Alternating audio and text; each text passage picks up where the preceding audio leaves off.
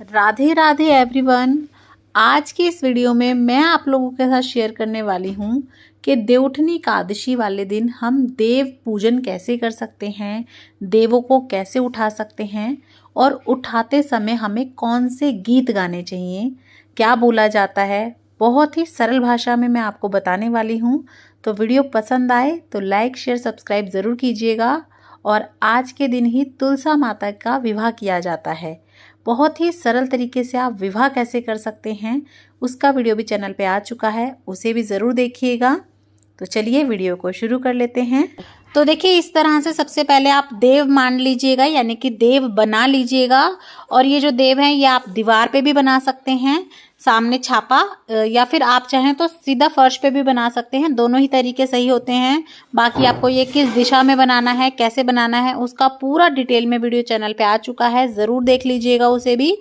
और देखिए इसे आप जो है शाम को पूजन से थोड़ी देर पहले भी बना सकते हैं, या आप चाहें तो जैसे थोड़ा सा पहले 2-3 घंटे पहले दोपहर में या शाम को भी बना सकते हैं।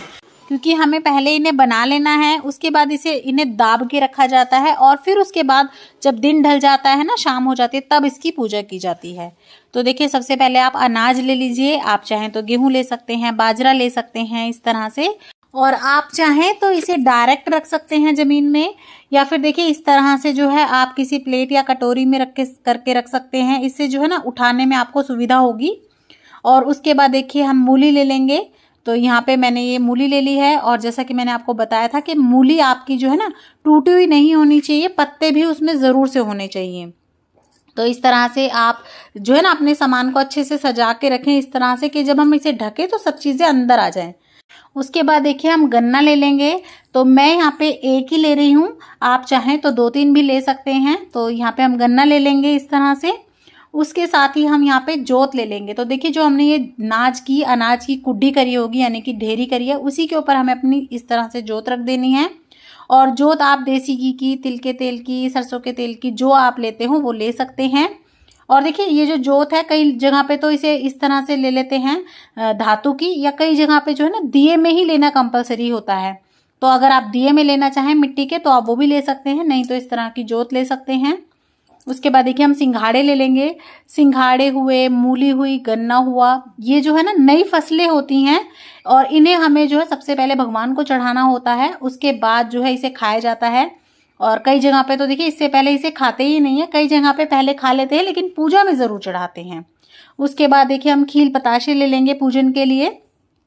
साथ ही में हम कुछ मिठाई ले लेंगे। तो देखिए मिठाई चाहे कितनी भी रख दें, हमारे यहाँ पे तो कढ़ाई ज़रूर चढ़ती है, चाहे थोड़ा सा हलवा बने पर बनेगा ज़रूर। तो अगर आपके यहाँ पे भी कढ़ाई होती हो तो ज़रूर कुछ थोड़ा बहुत बनाएं।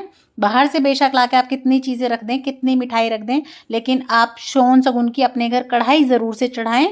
उसी के साथ साथ देखिए मैंने यहाँ पे मूंगफली रख दी है। तो देखिए जितनी चीज़ आप रखना चाहें, इसके अंदर जो कंपलसरी है वो है मूली, गन्ना और आपके जो है सिंघाड़े। उसके बाद जो है आप सीजनल जैसे मूंगफली हुई, गज्जक हुई, फल फ्रूट हुए, वो आप कुछ भी रख सकते हैं। और आप अपने बच्चों को खुश करने के लिए उनकी पसंद की टॉफ़ी, चॉकलेट्स वगैरह ज़रूर रखें। आज मेरे पास नहीं थी तो मैं नहीं रख रही हूँ, वरना आप ज़रूर रखें। इससे क्या होगा, आपके बच्चे भी ना इसमें पार्टिसिपेट करेंगे, खूब मज़े से करेंगे और वो भी इंटरेस्ट लेंगे। और देखिए हम अपनी संस्कृति अपने बच्चों को इसी तरह से दे सकते हैं, बाकी बैठ के तो हम उन्हें रट्टा नहीं लगवा सकते। इसी तरह से चीज़ें याद रह जाती हैं अगर हम उन्हें इंटरेस्टिंग बनाते हैं। चुप चुप से अकेले मत कीजिएगा, अपने बच्चों को सभी को लेके साथ में इस तरह से त्यौहार वगैरह सेलिब्रेट करेंगे तो बहुत अच्छा रहता है। साथ ही में देखिए कुछ दक्षिणा ज़रूर से रखेंगे हम, बिना दक्षिणा के जो है हमारी कोई भी पूजा संपन्न नहीं होती है। साथ ही में यहाँ पे हम ना रुई ज़रूर रखेंगे, रुई भी ज़रूर से रखी जाती है। तो देखिए हमने रुई रख ली है। तो देखिए इसके बाद आप चाहे तो कितनी भी चीज़ें बढ़ा सकते हैं, लेकिन जो मैंने आपको कंपलसरी चीज़ें बताई, सिंघाड़ा, मूली वगैरह तो ज़रूर रखनी है। उसके बाद देखिए हम इन्हें इस तरीके से दाब देंगे, इसे दाबना बोलते हैं या ढकना भी बोलते हैं।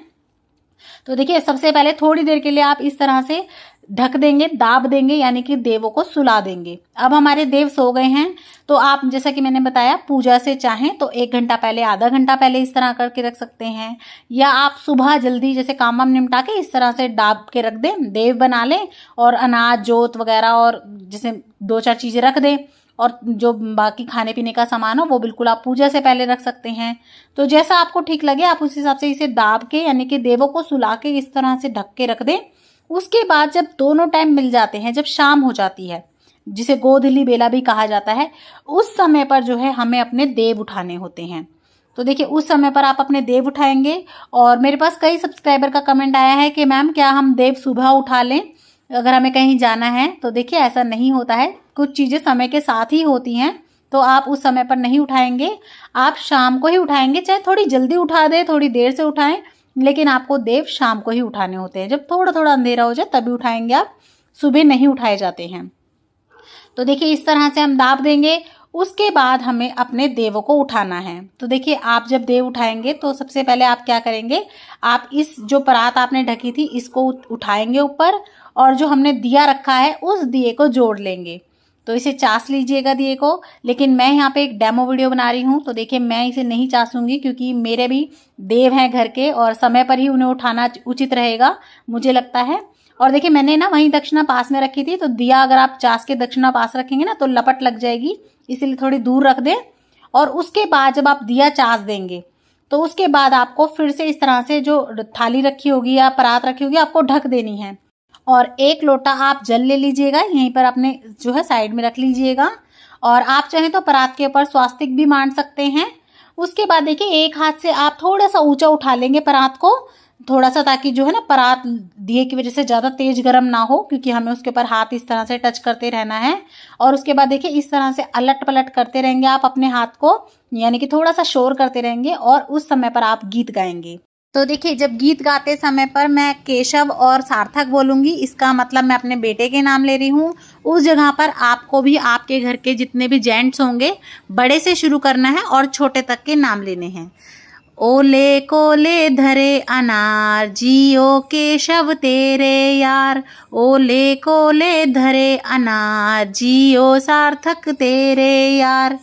इसी तरह से आपको भी अपने घर के सभी लड़कों के नाम लेने हैं। उसके बाद जहाँ पर मैं कनक बोलूँगी या सेजल बोलूँगी वहाँ पर आपको आपके घर की लड़कियों के नाम लेने हैं, बड़ी से शुरू करना है और छोटी तक लेने हैं।